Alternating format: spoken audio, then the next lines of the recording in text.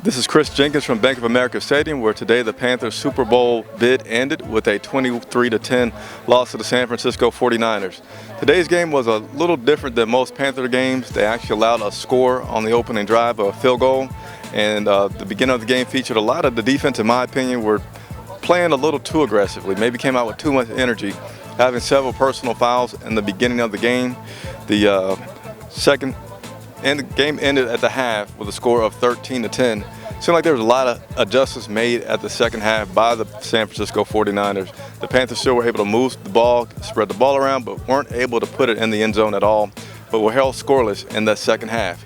We were able to go into the locker room after the game, talk to several players, Gregl, Olsen, Jordan Gross, Steve Smith. We're going to play some of their video and see what they had to say about today's recap.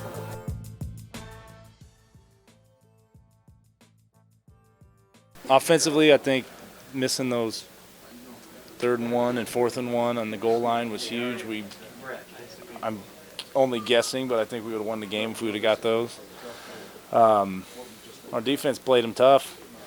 We had 2 turnovers; they had 0. I mean, if those possessions in the red zone and those turnovers are probably the difference.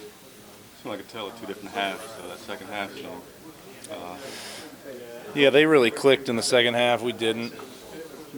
You defer. We won the toss, and we defer. You do that so you come out after the half and go on a drive and score and set the tone. And we went 3 and out, and that did not help us. But yeah, I mean, they were the better team today. It was a frustrating day.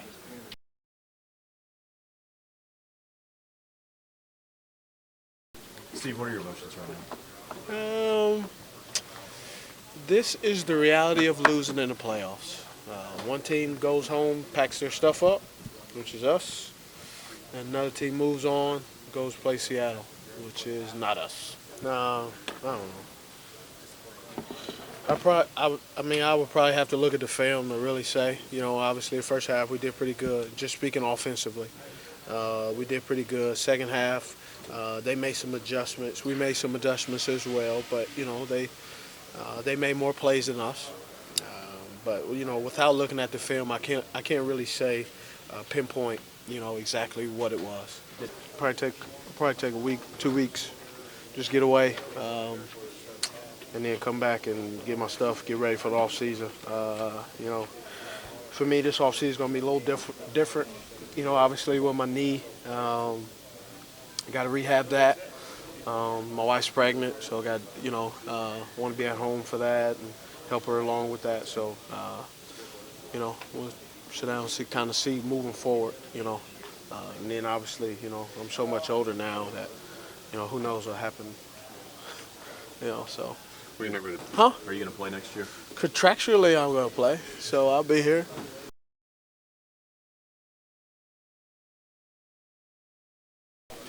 We get a total of 3 points. We had a couple tough penalties that sustain their life a little bit. But it's going to happen sometimes. PIs, we're fighting for the ball. It happens. Personal fouls, obviously. Guys get aggressive. We're an aggressive defense, so it's really hard to say. Don't be. It's a fine line, and they threw the flags, and it's the way it goes. Obviously, I can just hear the frustration in your voice right now. I'm sure that's permeating throughout the locker room. There's got to be something you guys can build off of this experience from. Yeah, we will at some point. At some point we'll be able to look back and kind of take the season for what it was. But there's not a lot of moral victories, and just because everyone else's expectations of us were low and we made the playoffs doesn't mean that we accomplished any great feat. We didn't reach as high as our expectations, though. That's the disappointing part, and that's kind of where we're at.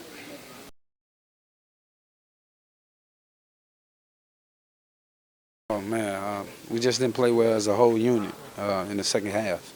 We didn't play well at all, and that's something we just gotta, just come out here and execute, and we can't just let that happen. And we didn't play well at all.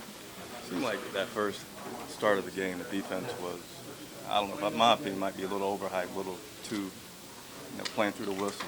No, I wouldn't say that. I wouldn't say we was too overhyped. At the end of the day, it's football, and that's how we always play. And, we got penalties, and they didn't.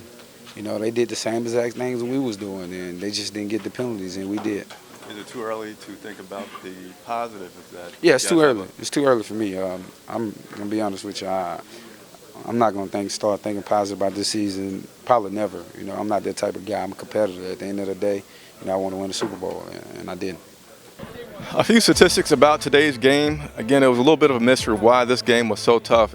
And if you look at the stats, I don't have the exact final stats here. I think Cam Newton finished the game 25 attempts, 16 completions, 267 yards. Actually spread the ball around pretty good. Ted Ginn had 6 receptions. Steve Smith had 5. Brandon LaFell had 7. So that's a pretty good ball move that they haven't had all year. And ironically, Ted Ginn was able to have 100 yards receiving, even though that was helped toward the end of the game by a long reception. Some of the players, I feel this team still has a lot to look forward to next year with having such a young defense. Some players said they weren't even willing to think about that yet, as they need a few weeks to kind of let this sink in. And by the nature of these guys being professional football players, some just think it's, you know, something they don't want to deal with and wanted to win this season. But the Panthers do have a young defense led by Luke Kuechly, and then on the offense, they still have some young talent with Cam Newton. He's only 24 years old. So this team still has something to look forward to. But again, I don't know if everybody's quite ready to look forward to that yet. Also, want to thank all of our fans. We've gone from just over 1,600 followers on Twitter to now well over 4,000 followers. The same on Facebook, the same on YouTube. I really appreciate interacting with the fans. I hope you guys have enjoyed the coverage. Please continue to follow Charlotte Vibe throughout the offseason, as we will have some more shows. The race with Ted Ginn will be coming up, as well as we will have some sit-downs, possibly with Steve Smith. We talked about it, but again, he has a lot to think about with this offseason and as he's getting older. This is Chris Jenkins for CharlotteVibe.com at Bank of America Stadium.